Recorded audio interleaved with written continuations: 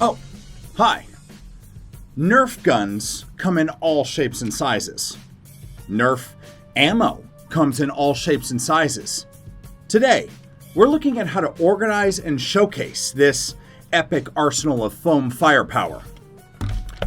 First, let's look at Devin's Armory. This was built by a dad for his son, or at least that's what the story read. I'm still not entirely convinced he didn't build this more for himself, because that's what I would do.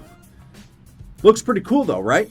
LED lights, it's got his kid's name, super clean organization, nice work. Let's check out some others.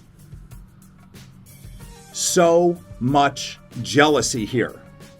Those are some awesome collections, but it makes me wonder, could we build a Super Soaker version of this for summer parties? That would be epic. So, whether you're training your kids in room clearing or just trying to catch your spouse by surprise, this is a fantastic project to tackle. This is no doubt fun for the whole family. Thanks for watching, and check in next episode so we can modernize your house numbers. See you then.